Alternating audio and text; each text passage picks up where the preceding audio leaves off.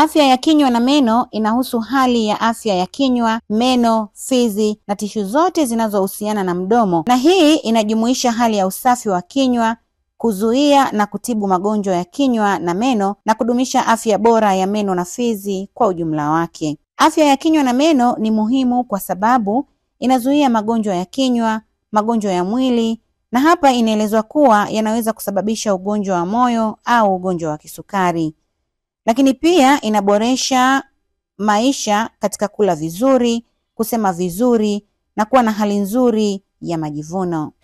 Tarehe 20 ya mwezi wa 3 kila mwaka ni siku ambayo dunia inaadhimisha siku ya kinywa na meno duniani.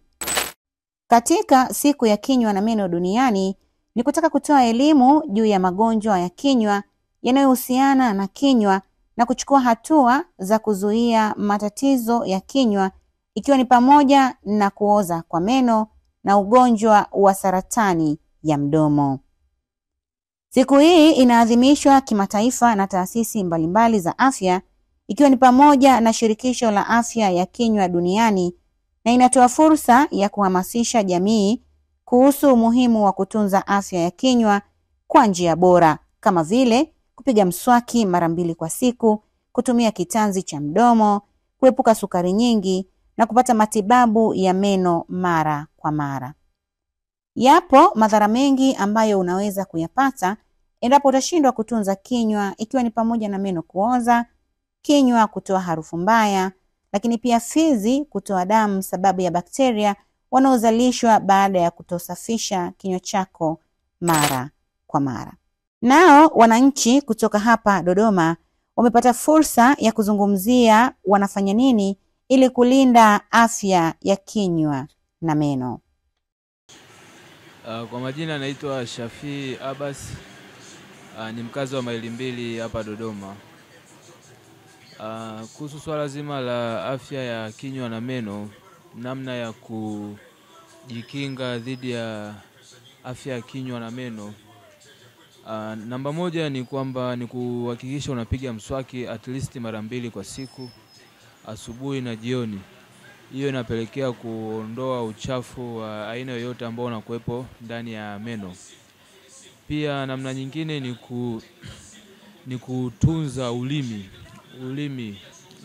Pia ulimi wenyewe unautunza pia kwa kuhakikisha muda mswaki ni unasukutua vizuri, unauswaki vizuri ulimi kwa lengo la kuondoa vijidudu ambao vinakaa ndani ya ulimi.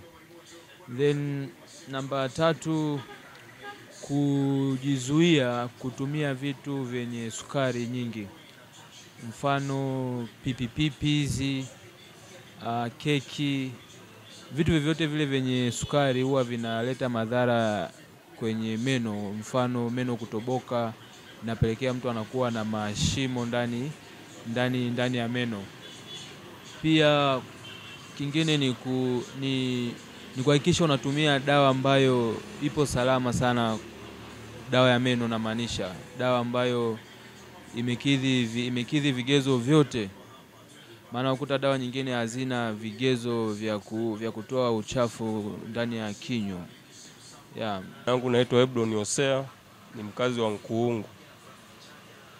Swala la kulinda kinywa ni swala la kiafya, sababu tunakula vitu vingi, lakini pia lazima tuzingatie usafi, maana unapozingatia usafi wa kinywa ndio kila kitu.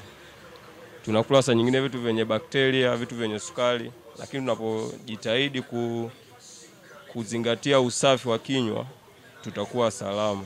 Kelvin ambaye ni mfamasia amezungumzia namna ambavyo mwanadamu anaweza kufanya ili kulinda afya ya kinywa na meno.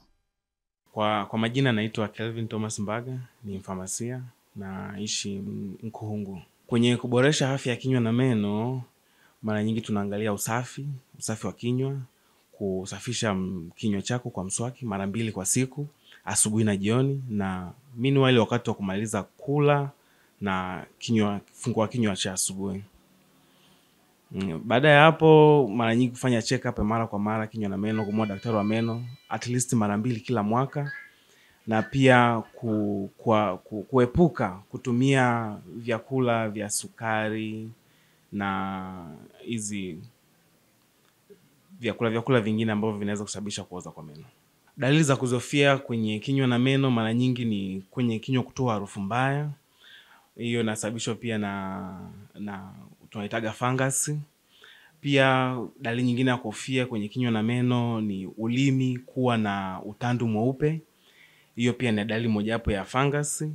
Pia dalili nyingine ni fizi kuuma, meno kuuma. Hizo pia inaonekana ni dalili pia za infection kwenye kinywa. Fizi kutoa damu, hiyo ni mojawapo ya dalili za infection, kupata infection kinywani, kwa kuna bakteria. Kwa hiyo zile fizi kutoa damu ni mkusanyiko wa dalili mbalimbali ambazo zinasababisha pia infection na fungus.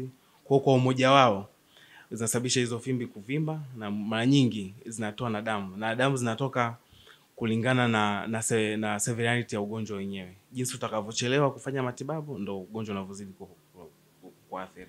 Njia sahihi na bora ya kuzuia meno kuoza sana vyakula vya sukari. Vyakula vya sukari ndo chanzo kikuu cha uharibifu wa meno. Na njia nyingine, sababu nyingine, njia nyingine ya kuzuia hiyo fizi kuvimba pia ni usafi.